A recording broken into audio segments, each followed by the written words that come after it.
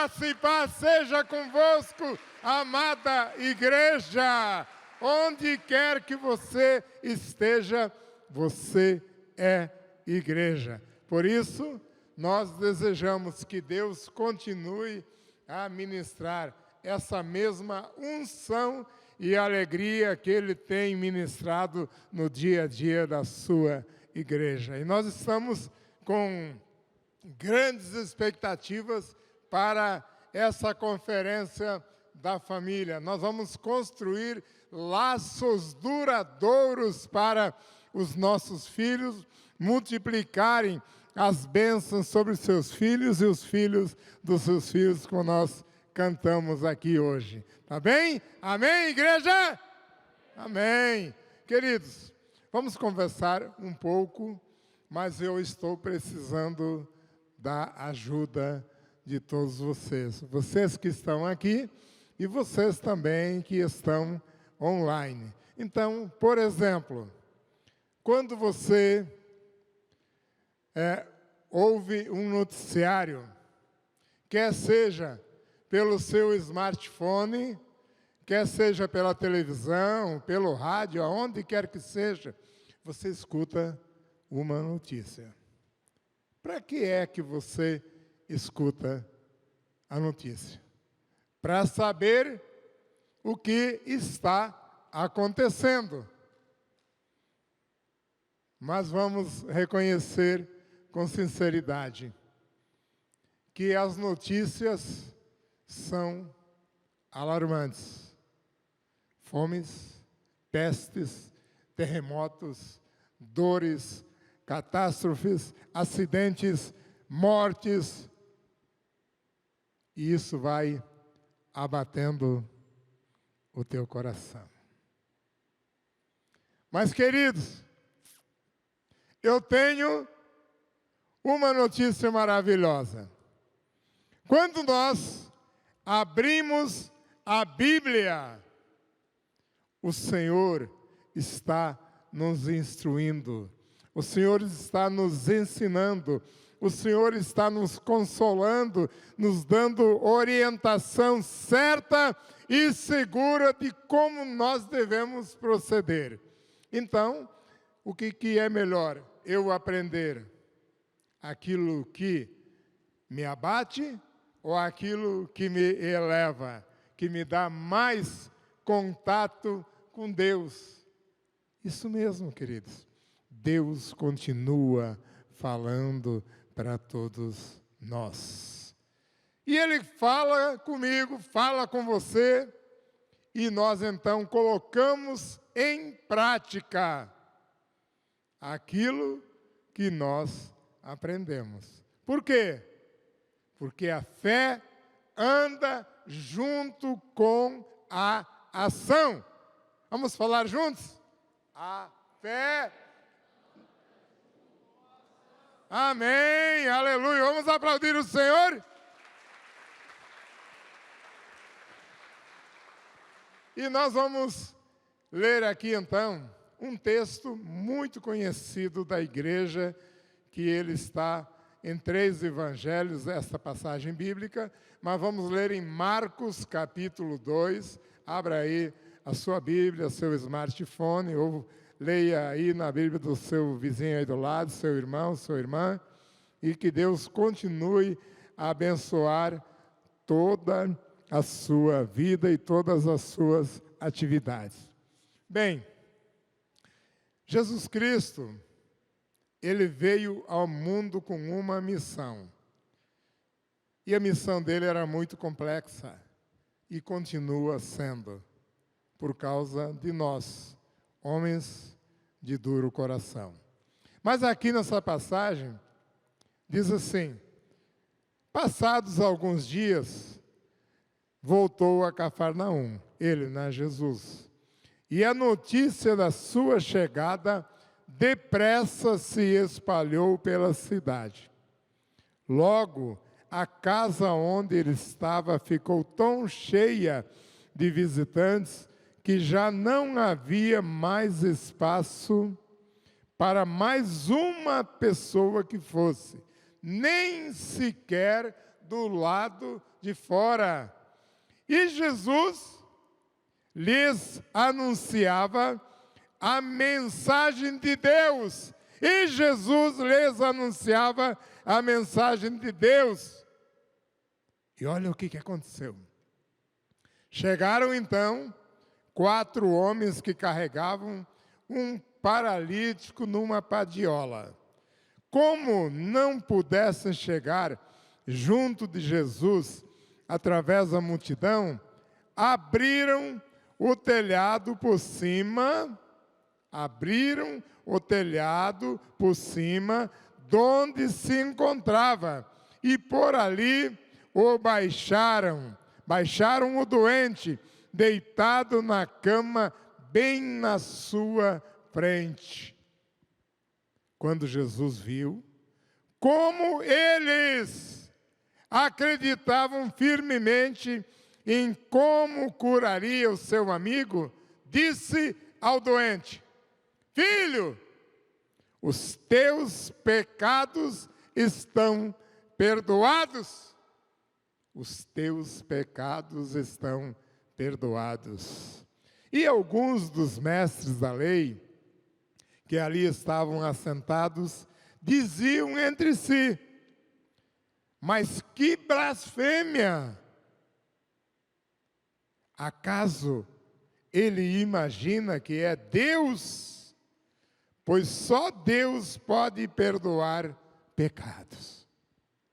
Sabendo do seu pensamento, Jesus disse-lhes: Pois, por que é que se preocupam com isso? Que será mais fácil dizer ao paralítico: Os teus pecados estão perdoados? Portanto, vou provar-vos que o Filho do Homem, tem autoridade para perdoar os pecados. E voltando-se para o paralítico, disse: Estás curado. Pega na tua cama e vai para a tua casa. Aleluia. O homem pôs-se em pé e, apanhando a sua maca, a sua padiola, abriu caminho através das pessoas que ali se encontravam, que ficaram pasmadas. E como louvavam a Deus: Nunca vimos nada assim! Nunca vimos nada assim! Hoje vimos prodígio, diziam eles. Amém. Amém, Pai. Oh Deus querido, o mesmo Pai, o mesmo Filho do homem está aqui hoje nesse lugar. E nós agradecemos porque em todos os lares, em todas as famílias, o Senhor está presente, o Senhor quer estar agindo, perdoando pecados, curando as vidas, Pai. E nós pedimos que nesta oportunidade em que nós estamos meditando nesse texto bíblico, o Senhor coloque dentro do nosso coração a tua boa e perfeita vontade para a nossa vida e para as pessoas do nosso relacionamento. Muito obrigado, te agradecemos em nome do Senhor Jesus. Amém. Amém. Queridos, esse milagre é mais um milagre importantíssimo que Deus realizou. Mas ele é o resultado de um esforço comum, concatenado entre pessoas, para levar resultado, para trazer resultado. Então, 4 amigos carregaram esse paralítico na casa onde Jesus estava ensinando.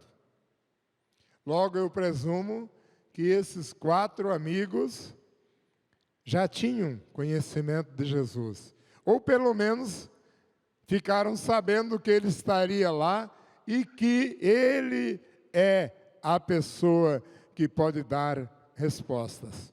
Mas chegando ali, queridos, aquele bafafá todo, porque as casas não eram muito grandes naquele tempo, e aquela multidão impossibilitava de eles entrarem pela porta ou por janelas, né?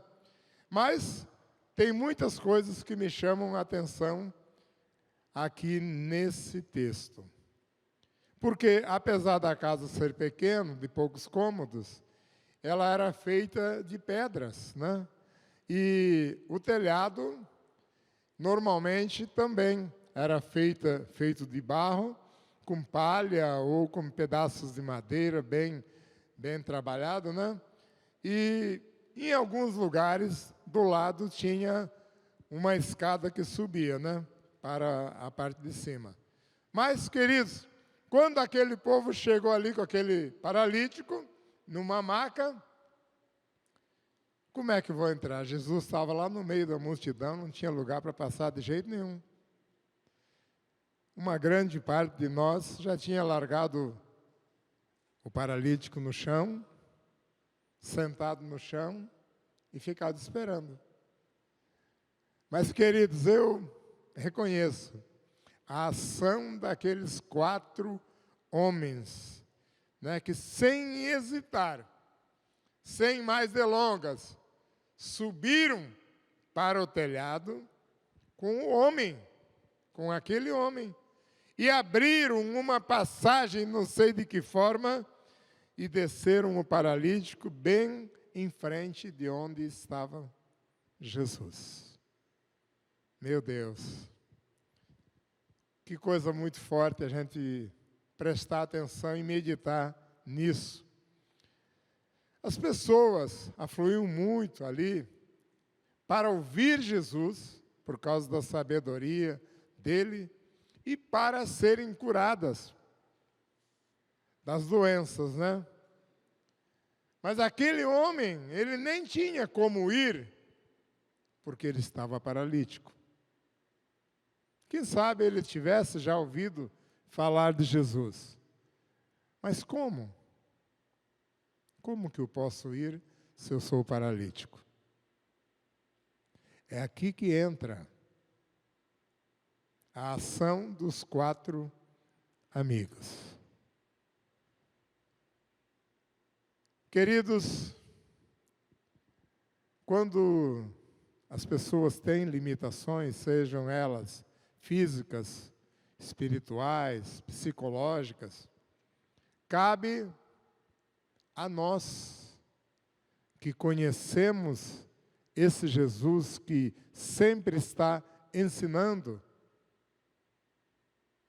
levar essa pessoa, ajudar esses que têm limitações.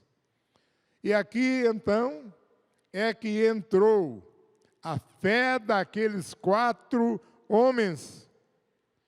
Mas não foi só a fé de braços cruzados, mas a ação, a atitude daquelas pessoas, daqueles 4 homens. Aqui a Bíblia não fala, mas você pode imaginar também que esses 4 homens não eram perfeitos. Cada um tinha também as suas dificuldades, os seus problemas, as suas diferenças de pensamento, de vida, de formação, poder aquisitivo, etc. Mas eles tinham algo em comum. Algo comum. Os 4 sabiam que aquele homem que estava naquela casa, ensinando as coisas de Deus, tinha poder para curar aquele paralítico. Foi isso que aconteceu. Atitude. Atitude e relacionamentos. Não relacionamentos vis ou fúteis, mas relacionamentos com o objetivo de edificar pessoas, vidas, famílias, obra de Deus. Isso que é preciso. Agora, nós só acreditarmos no poder de Deus e na ação de Jesus, a nossa vida não vai adiantar só isso. Tiago, no capítulo 2, tem 2 versículos que ele deixa bem claro a situação sobre atitude. Tiago, capítulo 2, versículos 14 e 17. Ele diz assim: meus irmãos, quem interessa se alguém disser que tem fé em Deus? Preste atenção. E não fizer prova disso através de obras. Através de obras. Esse tipo de fé não salva ninguém. Esse tipo de fé não salva ninguém. Tiago 2,14. Agora 2,17, ele conclui: assim também, a fé, se não se traduzir em obras, é morta em si mesmo. O que eu aprendo nesses 2 versículos? Que não adianta eu dizer eu sou crente, sou cristão, mas eu fico acomodado, morto na minha comodidade, sem realizar a obra da qual Deus está clamando que façamos. Tiago 2, 14 e 17. Depois vocês leiam com mais calma sobre isso e meditem. E vamos voltar ao assunto. Então, aqui, ao que tudo indica, aquele homem paralítico, ele tinha uma doença. E essa doença, pela palavra de Jesus, quando ele diz, perdoados estão os teus pecados, é porque essa doença foi gerada através de algum erro, de algum pecado daquele homem. Foi por isso. Isso que eu entendo também nessa passagem. Porém, quando ele ouviu a palavra de Jesus, ele foi curado. Foi perdoado e foi curado. Agora vamos olhar o outro lado. Daquelas pessoas que, entre aspas, se dizem sábios. Quem? Aqueles anciãos, fariseus, religiosos, que estavam ali. Certamente eles tinham chegado cedo, porque não levaram ninguém, né? Tinham conseguido os melhores lugares, né? Ali. Eles ficaram extremamente ofendidos. Extremamente. Tá? Essa classe de fariseus, eles passavam horas e horas do tempo deles discutindo entre eles tradições religiosas, bitolas, regras, e não estavam nem um pouco preocupados com o ser humano, mas com as tradições humanas. Queridos, nós precisamos ouvir mais os ensinamentos de Jesus. Deus tem realmente poder para perdoar pecados. Só Ele tem. Mas Jesus, o Filho do homem, é o próprio Deus feito homem. Agora, Jesus, para eles, era uma ameaça. Por quê? Todos percebiam a fala de Jesus, a sinceridade que havia, a sabedoria que havia em Jesus. E as multidões afluíam para onde Jesus estava. Não havia necessidade de um templo bonito, de cadeiras luxuosas, de ar-condicionado, de nenhum tipo de aparato. Havia, sim, a necessidade de um coração disposto a ouvir Jesus. Queridos, Jesus, então, sabendo das intenções do coração daqueles homens, ordena que o paralítico volte a andar. E mais um milagre aconteceu. Mas observe, queridos, a Bíblia deixa bem claro que não foi pela fé do paralítico, não. Mas o que impressionou Jesus de uma forma sobrenatural foi a fé daqueles amigos que se reuniram e levaram o paralítico para Jesus. Então, a nossa fé, a tua, a minha, a nossa, aliada às nossas ações, às nossas atividades, elas irão influenciar de modo significativo, de modo cabal, para melhor ou para pior, na vida das pessoas que nos cercam. Temos que meditar nisso. Por isso que eu pedi que vocês me ajudassem a estar meditando nisso. Porque vocês são pessoas multiplicadoras de informações. Vocês são pessoas influenciadoras. E nós, igreja, precisamos levar isso adiante. Não para pior, mas para melhor. Tanto para nós, para a nossa família, para a comunidade onde nós vivemos. Então, nós podemos, através da nossa palavra, da nossa ação, da nossa atitude, do nosso amor, levar pessoas a ter a chance de conhecer Jesus. Então, nós vemos aqui que o amor pelo nosso semelhante, as necessidades do homem paralítico, levaram aqueles 4 amigos a terem a iniciativa de conduzi-lo até Jesus. Mas é importante também considerar que Deus ele não está assim tão preocupado com a cura física quanto com a cura espiritual. Perdoados estão os teus pecados. Perdoados estão os teus pecados. Primeiro passo é nos colocarmos diante de Deus para Ele nos perdoar. Assim, as pessoas que você levar à presença de Jesus também terão essa mesma oportunidade. E os líderes religiosos, então, eles erraram. Erraram, primeiro, em julgar Jesus.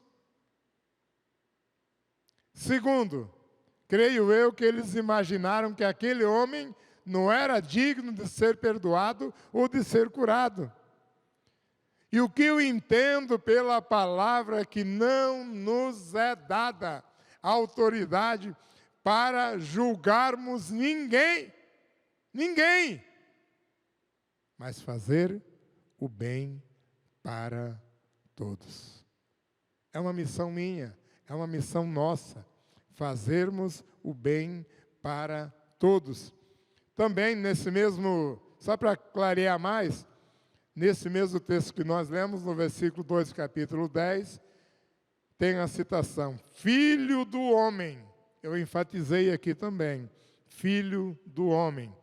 Jesus, ao encarnar, tornou-se humano, embora fosse o Filho de Deus. Então, por isso que ele está aqui dizendo, Filho do homem. Tá? Jesus, então, ele é totalmente divino e também se tornou totalmente humano através daquela mulher Maria. Então, como Filho de Deus, Jesus tem poder para perdoar pecados, sim.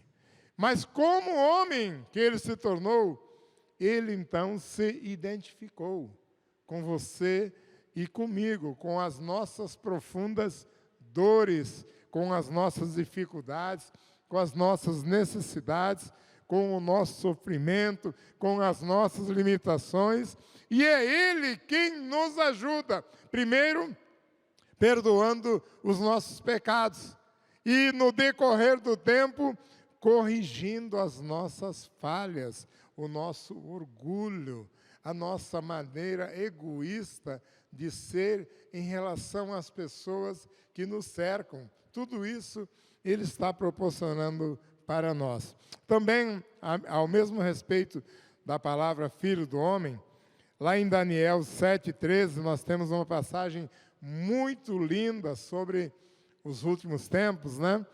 E uma visão. Então, Daniel escreve assim: na minha visão, à noite, eu vi alguém, foi revelado para ele, né?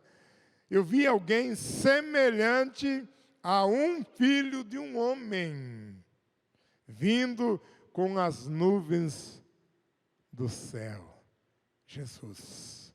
Então, é uma alusão ao Messias que tem autoridade, que tem poder, representando o agente humano de Deus, que é Jesus, ungido pelo Pai, com autoridade e que virá em glória para arrebatar-nos, para arrebatar a sua igreja. Então, o que eu aprendo aqui, então? Mais coisas que eu posso aprender com essa passagem bíblica. Eu posso aprender muitas coisas, muitas mesmo. Mas vamos ver algumas. Primeiro, então, Jesus, ele não procurou saber das credenciais daqueles 4 amigos. Quem é você? Que autoridade você tem? Quem te nomeou? Nada disso. Ele não procurou saber quem era, nem quais os seus defeitos. O que vocês fazem na vida? Vocês são pecadores? Nada, ele não julgou, nada. Ele viu a fé, a disposição, a coragem, a determinação daqueles 4 homens que, mesmo tendo diferenças, tomaram uma atitude baseada na fé para conduzir aquele homem. Nós não podemos esperar pelos outros. Não vou lá pegar aquele cara não, lá tem os pais dele, lá tem os colegas de trabalho deles, lá tem aquele pessoal do clube deles.